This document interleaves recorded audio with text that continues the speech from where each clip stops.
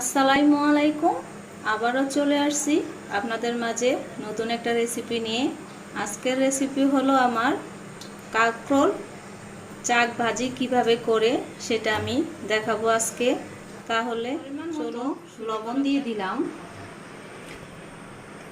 Half চা চামচ হলুদের গুঁড়া দিয়ে আমি মেখে নেব, হাফ চা চামচ মরিচের গুঁড়া দিয়ে দিলাম। এখন আমি এভাবে মেখে তারপরে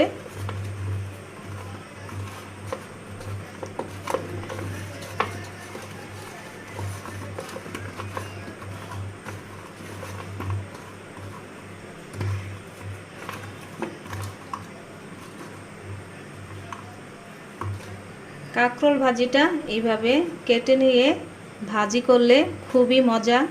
এইভাবে চাক ভাজিটা অনেকে করা জানে না, আপনারা করে দেখুন, অনেক ভালো লাগবে, খুবই মজা পাবেন এটা খেয়ে।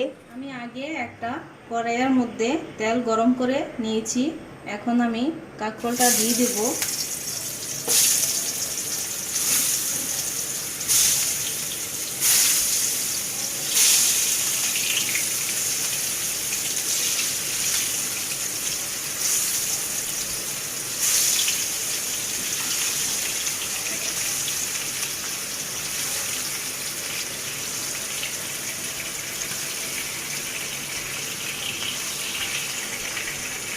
একদম কম জালের মধ্যে আস্তে আস্তে এই চাক ভাজিটা করতে হবে, বেশি জালে ভাজা যাবে না, তাহলে পুড়ে যাওয়ার সম্ভাবনা আছে, ভিতরে কাঁচা থাকবে বেশি জালে ভাজতে গেলে।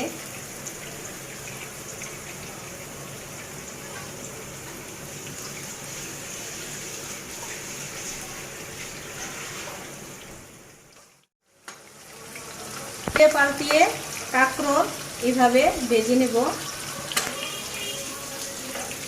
এভাবে আপনারা ভেজে নেবেন, দেখবেন খেতে খুবই ভালো লাগবে। অনেকে আবার কাঁকরোল খেতে চায় না, এইভাবে আপনারা বাসায় ভেজে দিলে খেতে অনেক পছন্দ করবে। আপনারা যখন কাঁকরোল যদি ভাজি করতে চান, তাহলে আপনারা বাজার থেকে কচি কাঁকরোলটা আনবেন, কারণ বাড়তি কাঁকরোলটা আনলে শাক ভাজি করলে একদম মজা হবে না।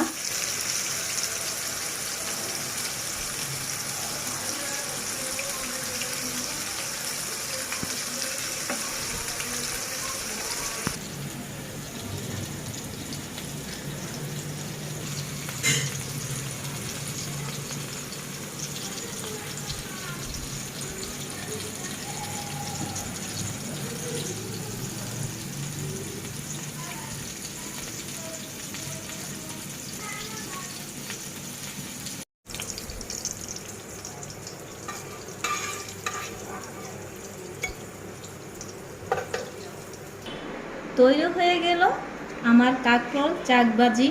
কেমন হয়েছে দেখুন, এভাবে আপনারা ঘরে তৈরি করে দেখুন, খুবই ভালো লাগবে খেতে। এতক্ষণ আমার ভিডিওটা থাকার জন্য আপনাদেরকে অনেক ধন্যবাদ। আজকের মতো এই জায়গায় বিদায় নিচ্ছি, নতুন একটা রেসিপি আবারও নিয়ে আসব। ভালো থাকেন, আল্লাহ হাফেজ।